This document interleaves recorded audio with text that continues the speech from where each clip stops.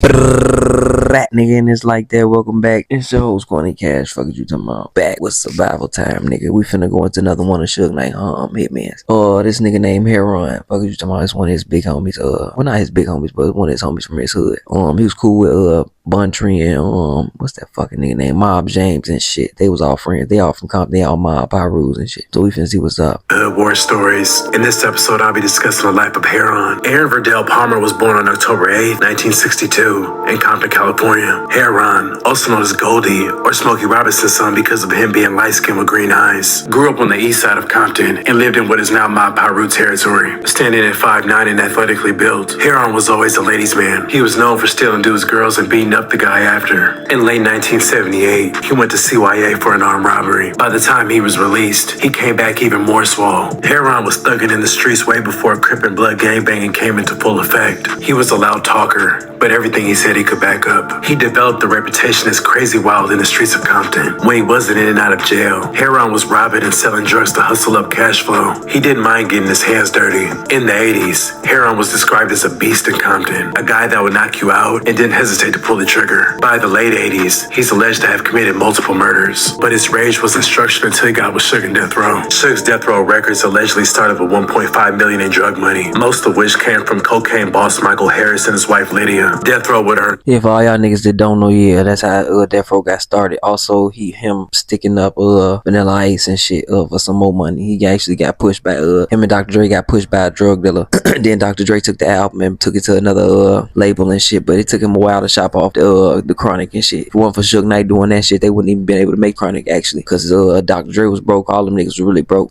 That's another reason why I say niggas need to be more thankful towards Suge. Niggas be talking a lot of shit about Suge, but he actually helped them niggas to where the fuck they all at today. As far as this nigga though, he bogus as hell. He knocking niggas out, taking their bitches. He bogus as hell. How you gonna take his bitch and beat his ass? Unless you gotta beat his ass. Hundreds of millions of dollars with this list of artists that included Dr. Dre, Snoop Dogg, Tupac, and for a brief limit that surprised many, MC Hammer. Heron would go on to be a key component in the Deathrow era. His job description was security detail, but that was just a cover-up. Those close knew that Heron was one of the goons that was part of the muscle of Deathrow. He was murder for hire. Heron used to call himself Mr. 17 and brag about having 17 bodies under his belt. He preferred to catch his targets off guard and spray up their vehicles while they were inside. In one instance, Heron was involved in a car-to-car shooting with Crips on Alonzo Boulevard. Bullets riddled the Crips' car, causing them to crash into a pole. Only one person in that car survived, but the violence was just one side to Heron. To his family and friends, he was very loyal and always looked out. Heron was a loved member of Deathrow and his set. While he was officially from Ludus Park Pyru, he was an extremely close affiliate of Mob Pyru. Damn, he a little fearless ass nigga. That nigga getting in the shootouts while they moving in the car next to each other. Goddamn, he a motherfucker. It's basically a branch off of Ludus Park. Both sets claimed him. During his time at Deathrow, he got exposed to various people in the industry. He dated Left Eye from TLC for a while. He also did a voiceover of Snoop Dogg's Murder Was the Case, and also a skit on the Lady of Rage's album. Heron was very fond and close to Tupac. One day, Pac was riding with Heron and they went to the store, and some Crips were bothering Tupac, asking him where he was from. Tupac stood his ground and banged Mob Pyru. Heron then emerges out of the store and causes the Crips to run and leave in their car. Tupac would mention Heron's name in a few songs, most notably in To Live and Die in LA, where I ain't know that part, but I do know, yeah, actually, that he was running with them niggas heavy, and that's why he got MOB tatted on him. And that's what he was claiming at the time. That's what's so funny. People don't really know that, but he wasn't that he was trying to be down with them niggas. It's that he was down with them niggas, and this is why, for reasons that niggas don't be knowing, they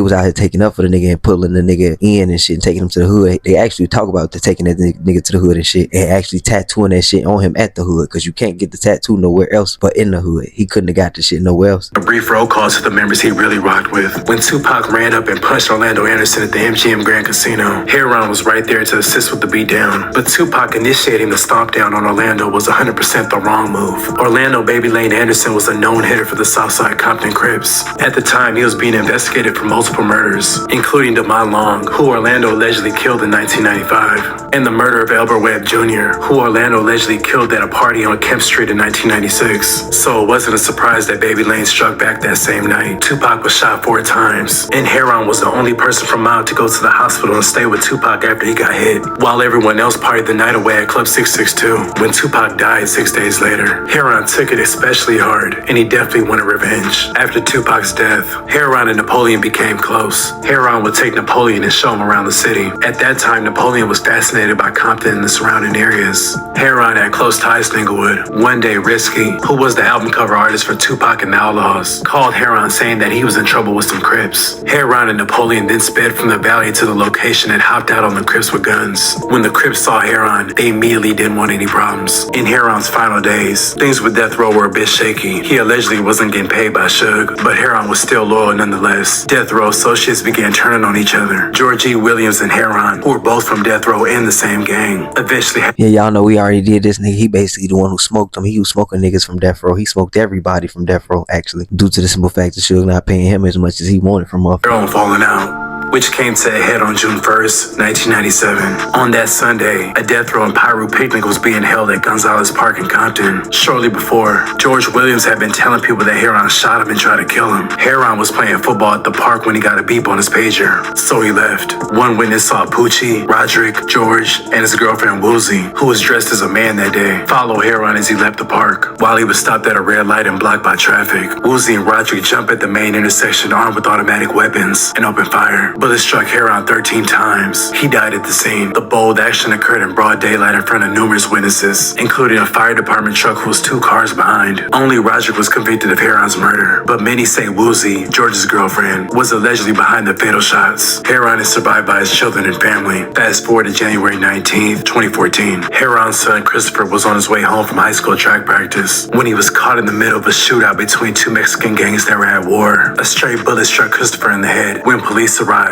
they found Christopher lying in the grass in front of a residence. He was on life support for 3 days before they pulled the plug. He was 17 years old. Heron's legacy will be remembered as a true friend whose loyalty was never questioned. Alright, we're gonna stop it right there, but I'm gonna say this. The nigga was actually, he was actually cool, actually, but for certain niggas that be gang banging in Compton and Cali and all that, a lot of these niggas be actually weird as fuck. But it's funny to me, all these niggas be getting bounced out on. Everybody be getting bounced out on now. I don't know why these niggas don't be riding with what they need to be riding with or being alert, how they need to be alert or whatever the fuck it is. All these niggas be tweaking, cause how the fuck all these niggas get bounced out on the same fucking way? Especially if y'all know him for bouncing out on niggas and doing drive-bys and shit. He shouldn't even be riding by himself at that point. You already too, I don't know, especially knowing at that time you already got beef. He wasn't the first person to get killed, I don't believe, by that nigga George. And the nigga George shot a couple niggas before he got to Heron. Y'all let me know what the fuck y'all think about this nigga in the description. I personally fuck with this one.